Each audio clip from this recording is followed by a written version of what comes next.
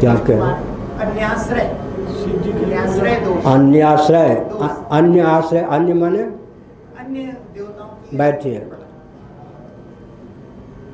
हथेली एक है या दो? हथेली एक, उंगलियां कितनी हैं? 5 है ना। एक ही परमात्मा महासर्ग के आरंभ में, सृष्टि के प्रारंभ में 5 रूपों में स्वयं को व्यक्त करते हैं। जैसे कि एक ही हथेली से 5 उंगलियां निकलती हैं। और सुनिए, कछुए की हथेली और कछुए की उंगलियों को देखा है? ऐसे ऐसे नहीं, ऐसे विभाजक रेखा उंगलियों में होती है, लेकिन विभाजन होता नहीं। कछुआ अपनी उंगलियों को यूँ नहीं कर सकता। खरबूज के ऊपर विभाजक रेखा दिखती है, अंदर विभाजक रेखा नहीं होती, विभाजन नहीं होता। ऐसे ही सृष्टि के आरंभ में परमात्मा उत्पत्ति, स्थिति, संहार, निग्रह, अनुग्रह 5 कृत्यों का निर्वाह करने की भावना से स्वयं को 5 देवता के रूप में व्यक्त करते हैं। जैसे कि एक हथेली से 5 उंगलियां निकल आती हैं, वो भी कछुए की तरह। देखने में 5 हो, वस्तुतः एक ही हो। 5 देवताओं का निर्गुण निराकार स्वरूप एक ही होता है। सगुण निराकार स्वरूप भी एक ही होता है। विराट स्वरूप सगुण साकार भी एक ही होता है।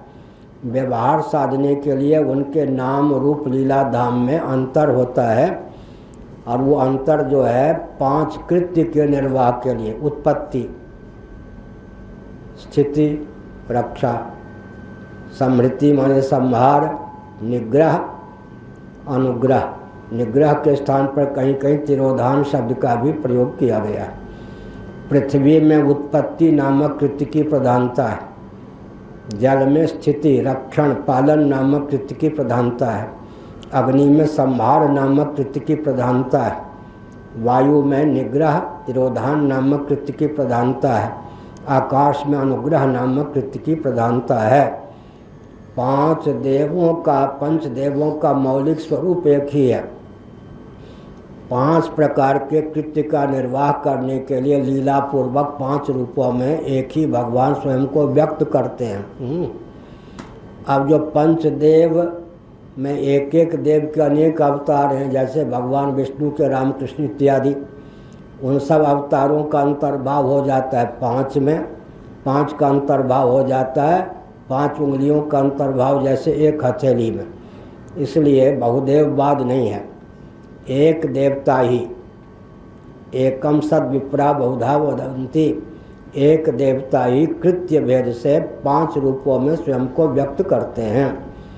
तो 5 देव नहीं, देवता एक ही हैं, लेकिन 5 प्रकार का कृत्य संपादन हो, इसके लिए 5 रूपों में व्यक्त करते हैं। देखने में 5 होने पर हृदय से होते एक हैं। अब तुलसीदास जी महाराज ने परंपरा प्राप्त प्रथा का निर्वाह करते हुए विनय पत्रिका के प्रारंभ में गणेश जी की स्तुति की, वंदना की। यद्यपि उनके इष्ट देव भगवान राम विष्णु के अवतार, लेकिन गणेश जी की वंदना क्यों की? सनातन मर्यादा के अनुसार गणेश का स्मरण करना चाहिए। प्रथम पूज्यत नाम प्रभाव। लेकिन गणेश जी से वरदान क्या मांगा? मांगत तुलसीदास कर जोरे बसहि राम से मानस मोरे। अपने इष्ट के प्रति प्रेम मांगा। मांगत तुलसीदास कर जोरे बसहि राम से मानस मोरे। भगवती सीता के सहित राम जी मेरे हृदय में, मस्तिष्क में निवास करें, मन में। तो इसमें अनन्यता का खंडन नहीं हुआ। अपने इष्ट देव के परिकर या इष्ट देव के प्रति आस्थान्वित करने वाले 4 देव हैं। वस्तुतः 5 का मौलिक स्वरूप एक ही है। ऐसा निश्चय करके फिर काम करेंगे तो कहीं तनाव की बात नहीं होगी। लोग निंदा में कहते हैं, लेकिन प्रशंसा में भी हम कह सकते हैं। गंगा गए तो गंगा दास, यमुना गए तो यमुना दास। लोग निंदा में चुटकी लेते हैं, लेकिन ये प्रशंसा नहीं है क्या? अब यहाँ आकर जय यमुने कहें तो लोग हंस देंगे, गंगा। और वृंदावन में जाकर जय यमुने तो जलधारा की दृष्टि से एकत्व है, गंगा के तट पर गंगा जी की, यमुना के तट पर यमुना जी की, पर अनन्यता टूटी नहीं, क्योंकि जलधारा, पवित्र जलधारा की दृष्टि से ये सब नदियाँ एक हैं। इस प्रकार से अनन्यता खंडित नहीं होती। और